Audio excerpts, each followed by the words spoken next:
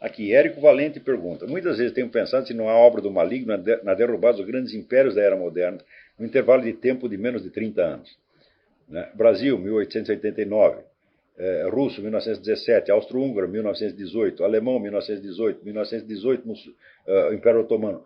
É claro que existe, porém nós não podemos esquecer que a constituição desses impérios também teve a presença do maligno. O surgimento, vamos dizer, dos estados modernos, que depois se alastraram, vamos dizer, se tornaram impérios, é um processo que eu mesmo analisei no livro Jardim das Aflições, e está lá. Isso implicou, então, vamos dizer, a fragmentação da igreja em igrejas nacionais, incluindo a própria França, que continuou sendo católica, mas tinha lá o que eles chamavam de igreja galicana, na qual as decisões fundamentais eram tomadas pelo rei e não pelo papa, inclusive a nomeação de bispos. Né? Então, a maior parte dos conflitos que existem, os conflitos históricos, eles não são conflitos entre o bem e o mal, são conflitos entre o mal e o mal. Aqui, Jaime Neto escreve: envio-te um depoimento, uma reflexão que fiz sobre o curso de filosofia e seus ensinamentos.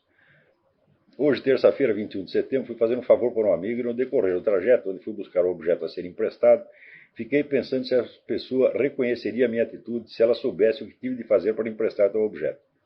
Assim, esse reconhecimento era confortado pelo conhecimento de saber que todo o bem que fazemos é através de Deus, e que mesmo o meu amigo não reconhecendo, me aproximaria de Deus para fazer um bem. Mas isso é perfeito. Quer dizer, o reconhecimento é bom para ele, não para você. Nunca precisa de reconhecimento e nunca precisa de gratidão de alguém. De ninguém. Ninguém. Nem que seja sua mulher, seu filho, sua mãe, sua avó, sua tia. Desse modo, fiquei pensando no amor de que somos feitos. E numa aula, quando o senhor disse que o que move o ser humano é o amor ao próximo, não o egoísmo hobbesiano, na luta de todos contra todos, não demorei 4 minutos para meditar, refletir e concluir que o que o senhor tinha dito era a mais pura verdade. Desde então, eu passei a meditar muito mais sobre isso. Mas é claro que, vamos dizer, se fosse a sociedade humana fosse a luta de todos contra todos, ela não duraria 2 dias. E as pessoas que participam, vamos dizer, dos aspectos conflitivos, são umas poucas e só participam de vez em quando. Por exemplo, quando eu estive descrevendo esta questão, vamos dizer, das regras comunais, como as chamam os Zinoviev, né? Claro que as regras comunais são muito importantes, mas elas não são uma luta de todos contra todos. O fato de você lutar pela sua sobrevivência, pela sua ascensão social, não significa que você quer destruir os outros. Você quer o seu bem, evidentemente, o que não significa necessariamente querer o mal para os outros. Não é isso? Mais ainda, é impossível você fazer qualquer benefício para si mesmo, por mais egoísta que seja o seu objetivo, sem você beneficiar alguém, pelo menos a sua família. Né?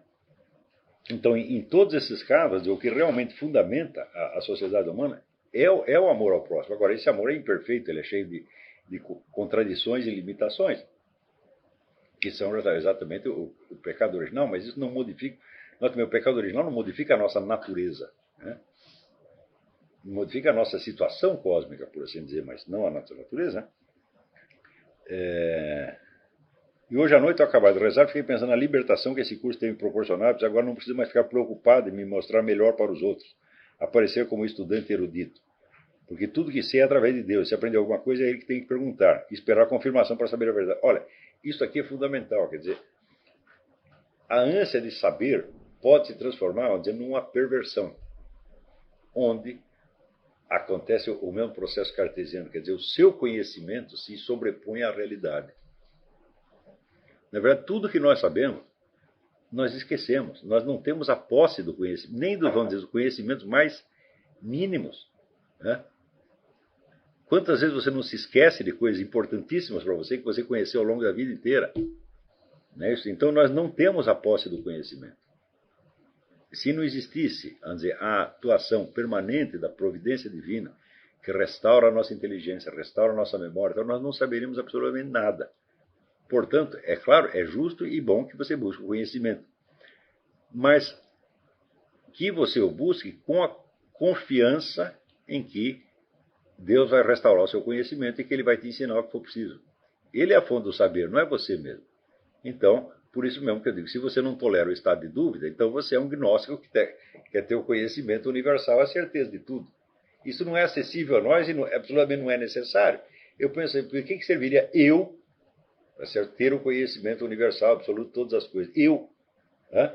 O que eu poderia fazer com isso? Nada. Então, o ser humano tem um conhecimento comproporcionado à sua natureza e às suas possibilidades. E isso é tudo.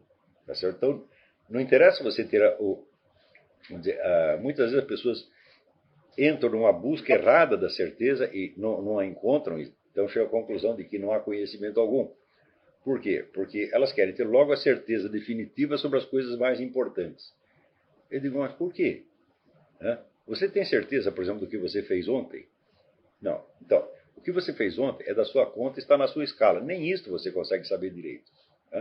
Então, por que você não parte, vamos dizer, dessas certezas mais acessíveis, mais elementares, mais modestas e que são importantes para você? E daí você vai, aos poucos, você vai crescendo e adquirindo outras certezas. É o único meio possível, mas a gente encontra moleques de 14 anos que fizeram a pergunta: qual é a finalidade de tudo quanto existe? Pensaram 5 minutos, não encontraram, falaram, bom, então não há conhecimento.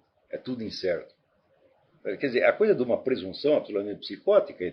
Então estas perguntas, que deveriam ser as mais nobres, elas se transformam num meio de degradação da pessoa, num meio de autodestruição.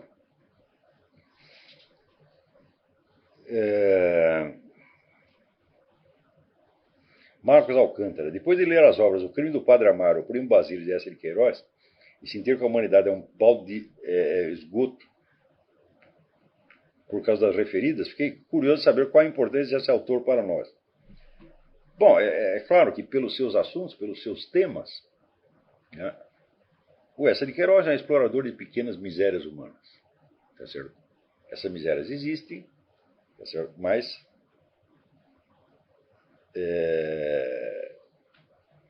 elas só têm algum sentido quando comparadas, por outro lado, vamos dizer, a grandeza, a santidade, etc, etc. Se não há as duas coisas, então a miséria em si mesma, comparar miséria com miséria, é o nada. Mas você não pode esquecer que o próprio Eça de Queiroz percebeu isso.